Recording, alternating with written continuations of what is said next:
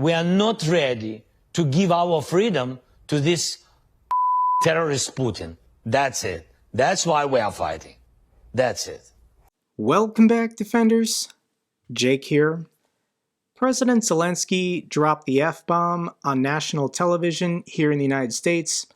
Zelensky bleeped by US TV during impassioned speech on why Ukraine won't negotiate. The Ukrainian president was asked if he ever feels defeated, prompting a passionate response that had some choice words for President Putin. Yes, I imagine if you ask the leader of a nation, are you willing to surrender territory? Are you willing to surrender millions of your own people to a terrorist state like Russia? You're going to get an emotional response.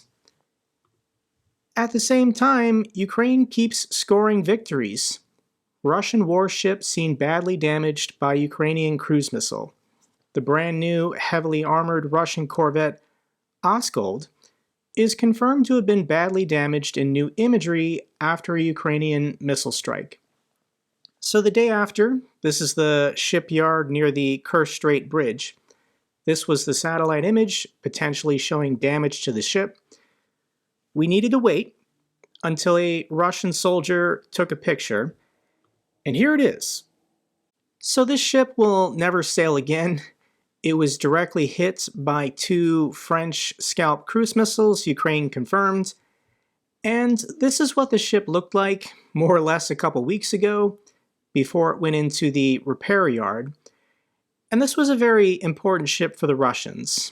This ship is capable of firing Iskander missiles. This ship has been firing Iskander missiles against civilian targets in Ukraine for over a year now.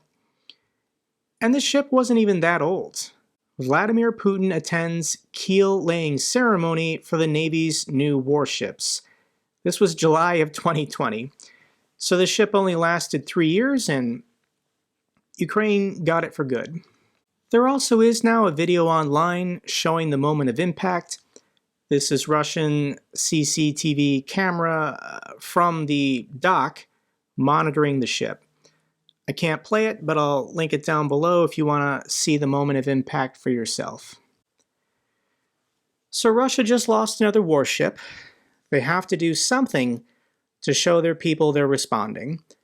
Russia's response was to attack a museum. 5 injured and museum damaged in a Russian attack on Odessa.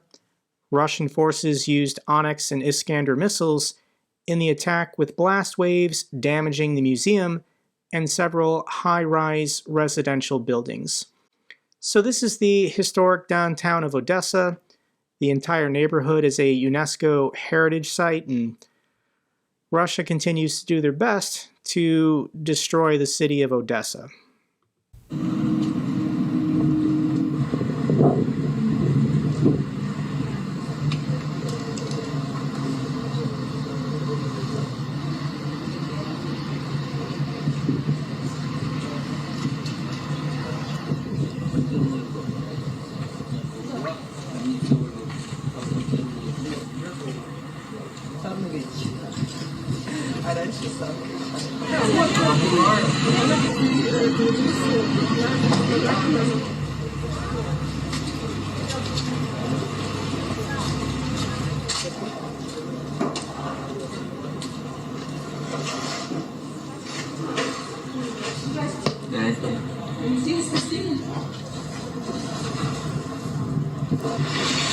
There are no valid military targets anywhere in the area. Here's the crater landing in front of the museum. Shook everything, blew out windows, damaged buildings. Here is what it looks like inside the museum as plaster and drywall fell from the ceilings. This is the crater in front of it. Here's what the stairwell looks like. This museum is 120 years old. Russia doesn't care about history or art or life. So this is what it looks like for the average Ukrainian trying to survive these missile attacks and drone attacks on the city of Odessa.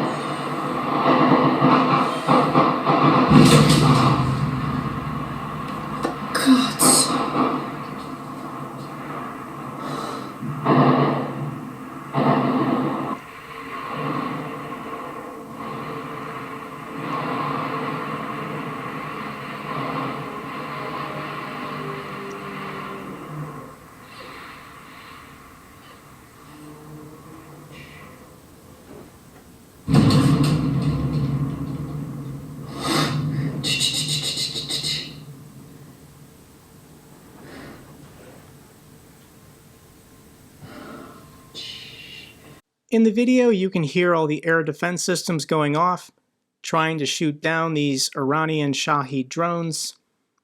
But for the civilians, you can go downstairs to a basement, you can hide in your bathroom, but Russia doesn't care. Anybody who thinks that we can have peace talks or negotiations and the Russians will stop before taking the city of Odessa, then you're not listening to the Russians. Because every day on Kremlin State TV, they reiterate that Odessa is a Russian town, founded or settled by Catherine the Great or whatever. So no, Russia's never going to stop until they connect their forces in Kherson to their forces in Transnistria. Any freeze in the conflict will be temporary, and Russia's going to go back for more. The very least, they want to connect to Transnistria and take over Moldova. Yermak slams allies about war fatigue in new Politico interview. Yermak was optimistic about Kyiv's upcoming report card from the EU, and he defended Ukraine's efforts to fight corruption and tied Russia and Iran together as a new axis of evil. So this man is the head of President Zelensky's presidential office, Andrei Yermak, and in this interview he slammed allies who are complaining about war fatigue. Even if there are people who feel this fatigue, I'm sure they don't want to wake up in a world tomorrow where there will be less freedom and less security, and the consequences of that will last for decades. Yermak's comments come in the wake of a recent scandal with Italian Prime Minister Giorgia Meloni, who, thinking that she was talking to the head of the African Union, told Russian pranksters that there was a lot of fatigue from all sides and that everyone understands that we need a way out. So what Western politicians are secretly complaining about war fatigue, and this article names the Italian Prime Minister. Last time I checked, there's no Italian soldiers dying in the trenches fighting the Russians in the Donbass region. It's Ukrainian soldiers defending their country and defending their land, and I don't hear them complaining about war fatigue. So there's no excuse for political leaders in the West to be complaining. And this is the prelude to World War III if the West does not stand united. If democracies do not defend each other. Russia's alarming access with Iran is in plain view and should stiffen the resolve behind supporting Ukraine. So Russia and Iran, they're one and the same. They're on the same page. And the narrative that they keep pushing is respecting and restoring historical borders. So here's a map of the Middle East showing the religious breakdown. The white is nobody's living there, it's just desert. But the two largest denominations of Islam and Sunnis make up the majority in the world. But if you ignore the largest Muslim country, Indonesia, if you ignore North Africa, and just look at the Middle East, the Shia are the majority. You can see Shia populations exist inside Saudi Arabia as well as in the south in Yemen. And Iran really likes this narrative of respecting historical borders. So Iran for the last 50 years has been looking down upon the Saudis. The Persians, the Iranians, view themselves as this great civilization with thousands of years of history, whereas the House of Saud, they were caravan raiders that the British basically propped up to weaken the Ottoman Empire. So the Iranians have never respected, they've never viewed the Saudis as equal, and for the last 50 years they've been planning and plotting how to conquer the territory of Saudi Arabia because they want control of the holy sites of Mecca and Medina. Given that the Shia are the majority in this part of the world, Iran says we should be the caretakers and the guardians of the holy sites of Islam. So the population of Iran is 87, 88 million, while Saudi Arabia is only 35 million. And once again, it's dangerous for militaries and dictators and autocratic regimes to start talking about their historical borders, because these are the historical borders of the Persian Empire, with their seat of power being in modern-day Iran. So yes, I believe this, that Iran wants to initiate military hostility and retake territory that they claim belonged to them 2,000 years ago. So in a nutshell, this is why smaller countries like Kuwait and Qatar and the United Arab Emirates all want US military bases in the region. It's to stop Iran from attacking them and then taking control of all of their oil resources. Would not be a good thing if Iran exclusively had a monopoly on all the oil resources of the Persian Gulf. So Ukraine is out there doing their best to prevent World War III, holding back all these authoritarian regimes. Kyiv says they've thwarted Russian attacks on Avdiivka and Robotyne. The enemy is conducting assault actions in several directions at once. If we go to the military map, we get to say this every time. The city of Avdiivka continues to hold.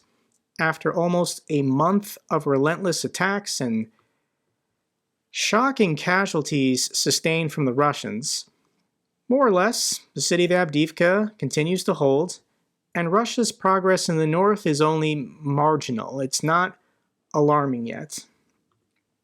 So Ukraine's military is coming up with plans to move forward faster, according to Zelensky. Given this deadline that the United States is going to pass aid for Ukraine or not prior to November 17th, I do think Zelensky is trying to pressure Zelensky and the military to do something to boost morale.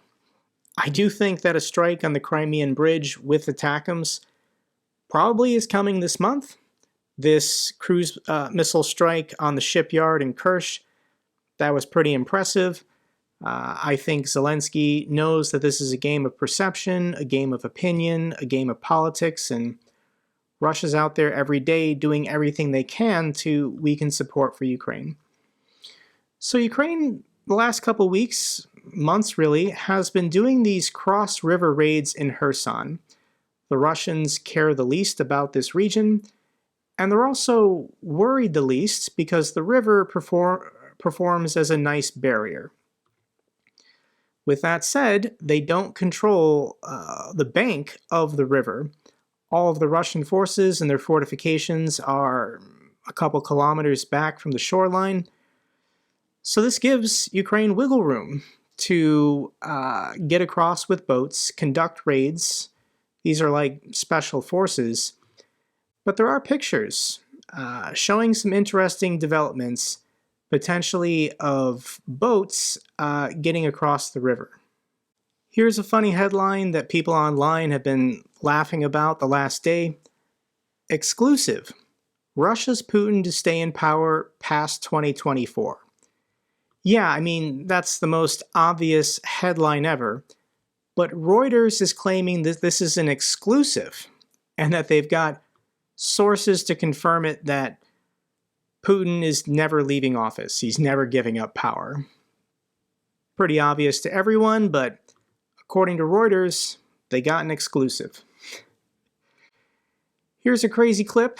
How is Putin going to remain in power until the end of his life? He's never going to give up power willingly. And a senator from St. Petersburg went on stage and declared she wants to create a ministry of happiness in Russia. Я мечтаю, даже предлагала, говорю, давайте мы создадим в России Министерство счастья, да? То ведомство, через которое будет проходить, через которое будут проходить все решения, все законы на предмет того, а сделает ли этот новый закон или новое постановление правительства людей более счастливыми. Пока группа поддержки у меня маленькая. Присоединяйтесь, пожалуйста. Я думаю, что придет время, когда... This woman has probably never read George Orwell's 1984. In the dystopian book, this is what the four ministries of Oceania were called. The Ministry of Peace, Ministry of Plenty, Ministry of Truth, and Ministry of Love. And I guarantee if Russia created a Ministry of Happiness, it would make nobody in Russia happy. It would do the opposite, similar to all of these ministries from Orwell's dystopian future. Here's a cool story. Rare solar storm bathes Russia in scarlet northern lights. There's no reason to attribute any kind of, symbolism here. It's a natural phenomenon. Solar winds interacting with charged particles in the atmosphere coming in through the North Pole. But for any Ukrainians or anyone living in Eastern or Northern Europe, if you were able to see these lights, beautiful. They look great. Here's a video I want to share with you guys. These are wolves from the Kharkiv Zoo howling with the air raid sirens going off.